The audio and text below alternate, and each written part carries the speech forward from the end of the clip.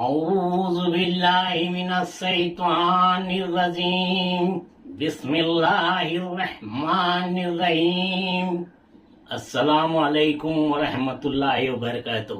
میرے عزیزوں، دوستوں، بھائیوں اور بہنوں اور میرے پیارے ناظرین، ہم جو گزشتہ اسباق یعنی لیسنز میں جو ہم 7 حرف یعنی لام، میم، ان، فی، الا، الا پڑھے تھے، اس ضمن میں چند باتیں یاد رکھنے والی اسے پڑھیں گے۔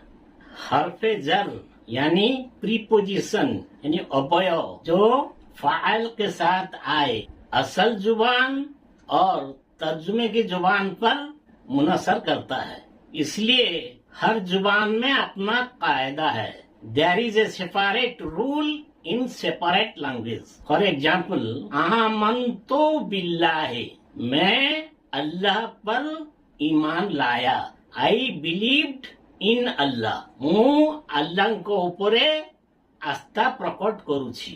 اب دیکھیے یہ ترجمے کی زبان پر منحصر کرتا ہے۔ دوسری بات یہ ہے، کبھی حرف جر عربی میں پڑھتے ہیں مگر دوسری زبان میں پڑھتے ہیں یا نہیں بھی پڑھتے ہیں، جیسے کہ یدخلون فی دین اللہ، اللہ کے دین میں داخل ہو رہے ہیں یا ہوں گے۔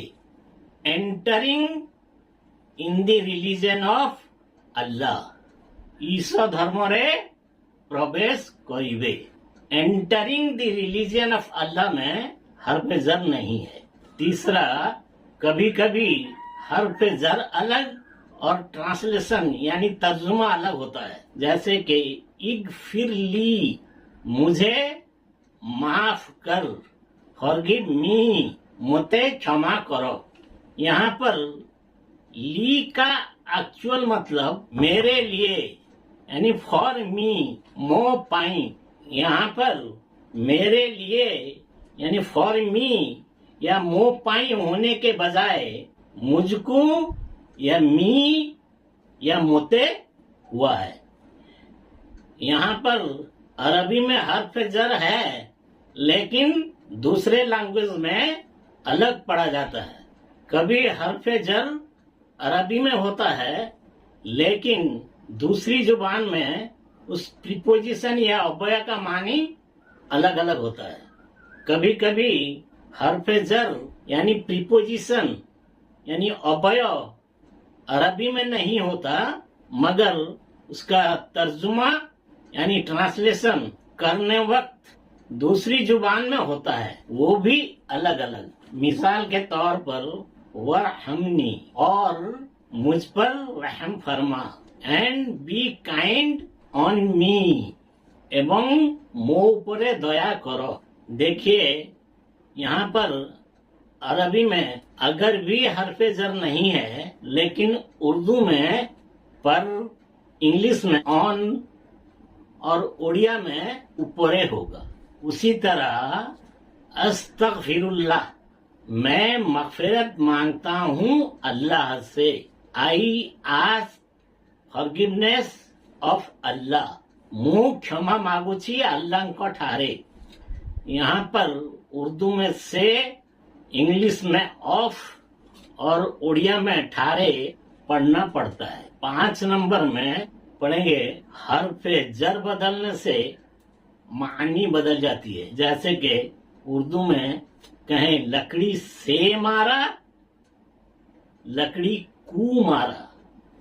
آپ لوگ جانتے ہیں انگلش میں گیٹ مانے پانا، لیکن get in, get on, get out, get down, get off, سب کا معنی الگ الگ ہوتے ہیں۔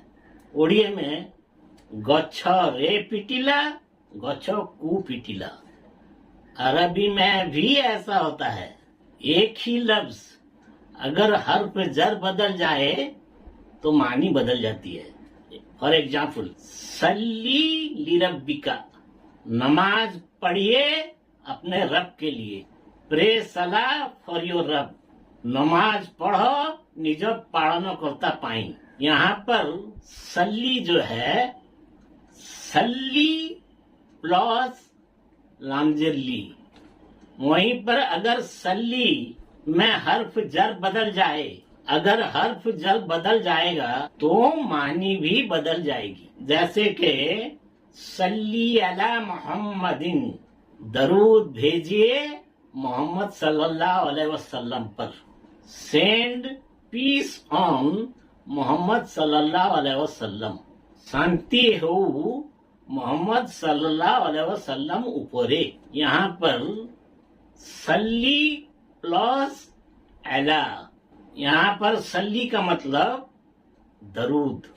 अब 6 नंबर में याद रखिए, हर्फ जर जब इस्म के साथ आए तो 2 कसरा होंगे।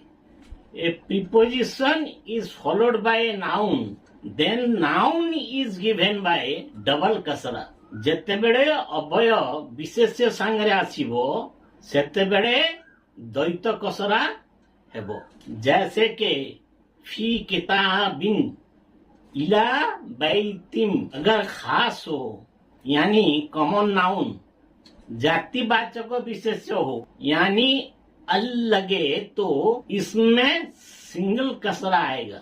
एग्जाम्पल फिल किताबी इलल बैती मिनस शैतान। अब आइए असल मकसद पर। सिर्फ 20 घंटे में कुरान सीखें में हम 7 यानी 1A और B से लेकर 7A और B तक हम इस्म और हर्फ के मुतालिक जो पढ़े हैं उसमें एक इम्तिहान या एग्जाम या परीक्षा करें। उससे ये फायदा होगा कि हम जो पढ़े हैं उसमें कितना याद रखे हैं पता चल जाएगा। इम्तिहान का पर्चा 10 सवाल पर मुश्तमिल होगा। पहला सवाल अरबी जुमला होगा, उसका उर्दू, इंग्लिश या उड़िया में ट्रांसलेशन यानी तर्जुमा करेंगे। 10 जुमला होगा 10 नंबर का। उसी तरह दूसरा सवाल उर्दू, इंग्लिश या उड़िया में सेंटेंस होगा, जुमला होगा, आप उसको अरबी बनाएंगे। थर्ड में अरबी जुमला होगा यानी वर्ड होगा, शब्द होगा, आप उसका तर्जुमा करेंगे, उर्दू, इंग्लिश हो या उड़िया हो। चौथा अरबी लफ्जों को वाहिद से जमा बनाएं यानी सिंगुलर टू प्लूरल यानी एक वचन टू बहुवचन। पांचवा अरबी में सवाल होगा और सिर्फ अरबी में जवाब दें, आंसर इन अरबिक ओनली, के बड़ा अरबी में जवाब। छठा हर्फ अरबी में होगा, उसका उर्दू, इंग्लिश या उड़िया में तर्जुमा या ट्रांसलेशन या अनुवाद करेंगे। हर्फ को जमायर के साथ लगाकर लफ्ज बनाएं,